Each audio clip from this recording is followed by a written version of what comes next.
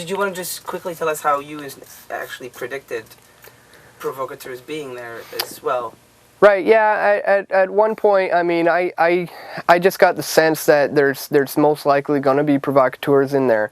I just by looking around and you know, being in those kinds of situations before, I just realized, you know, I wouldn't be surprised if there's provocateurs in here, you know, to try to start inciting violence. And turns out I was right. You know, they probably put some provocateurs in this crowd. Some police who would start throwing rocks, give these guys an excuse to stop it. Let's now take another look at this clip where Dan Dixon and his brother Kevin talk to one of the riot cops just before tear gas is fired. Listen closely to what the officer says. There's people that are extremists that'll throw a rock. No justice! Yeah, no, Fuck the police! No justice, no peace! Fuck the police! No justice, no peace! Yeah. That's what the problem is. Yeah. no. Not you guys, not anybody around you. Police!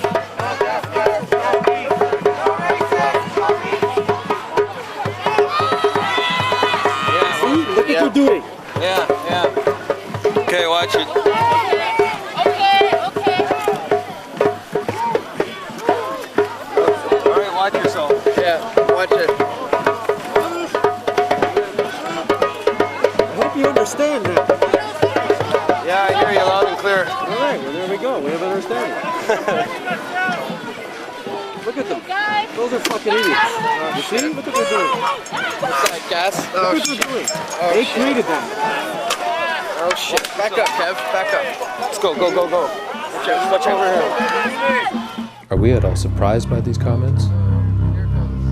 Given the recent history of provocateurs infiltrating peaceful movements, this should really come as no surprise. No, I think we got to park here because once we get in there, yeah, we may as turn well. around though, right, Steve? Let's Well, just pull over You for don't now. know where you're walking to. Okay, let's decide. After driving the detour for over an hour, we finally arrived around 3 p.m., where we were forced to park many kilometers from Montebello and walk to the village the rest of the way.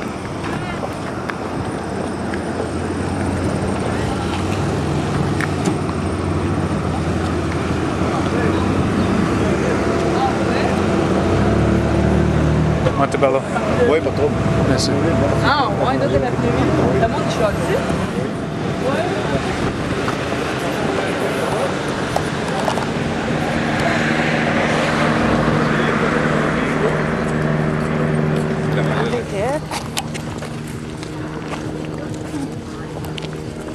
But if you see anything, you know, just...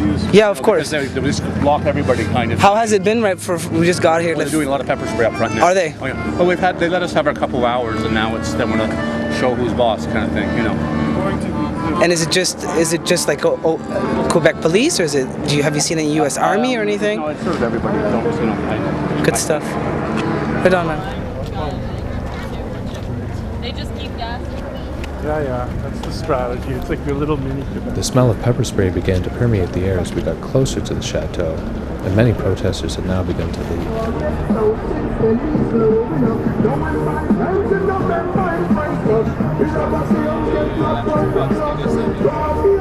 Those poor sorry faces all pepper sprayed. So mean.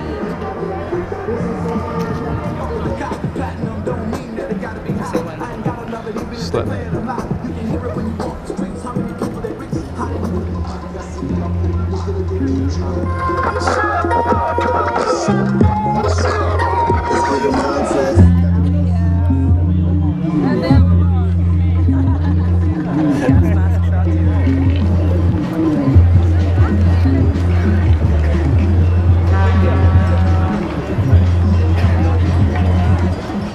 We felt a surreal calm over the remaining demonstrators as we reached the front line.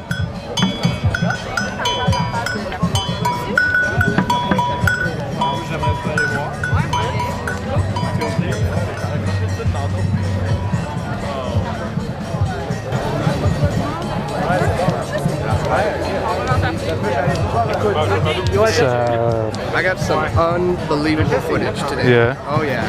Good stuff. Yeah, we just got here with a fucking detour really? all the way around. We came in from the other end.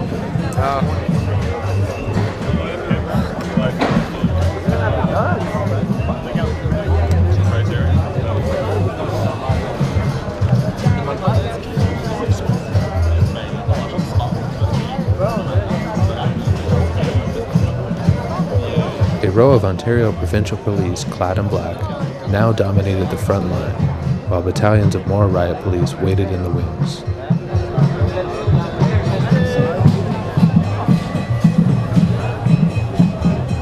With the marching, with the chanting, with the pounding of the shields, it was all very much like the military, you know. And these are police. Anytime you're wondering, is our police form, is our police becoming more and more militarized?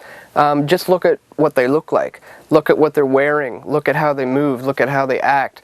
And I think we got some obvious indication in Montebello that our police is definitely being more and more militarized.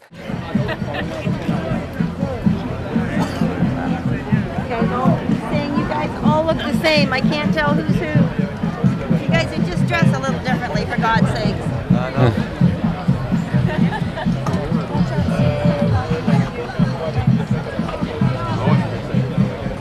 Police are about protecting the people. The military is about fighting an enemy. So there's obviously a big issue when it comes to police becoming more and more militarized, which was very apparent.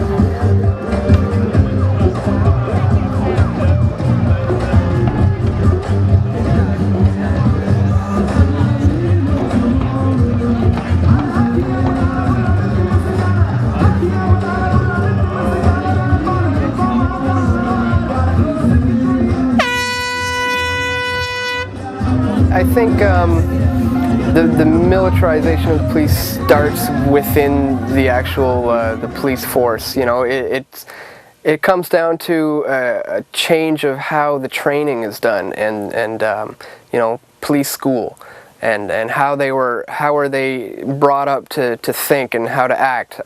That's slowly being changed, I believe.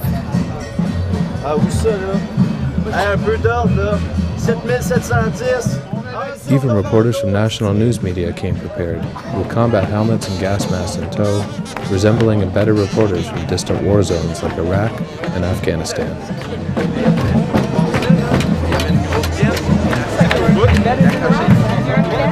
Seriously, like my mom can see me now. Well, no, I know, but don't you think that's a little crazy, just as a Canadian? I mean, I know you're. I mean, I'm a sound guy. I've done the same thing as you have, but I'm sure it's cool and fun. I've always wanted to go in a war zone, just not in my own country. You know, I always thought maybe I'll go to Bosnia, maybe I'll go to Africa, not to Montebello. It's all good. Well, hopefully they'll be sympathetic. Well, I know, but just no, they won't. It's intimidation. That's what it's all about. Intimidation. That's all it is. Exactly.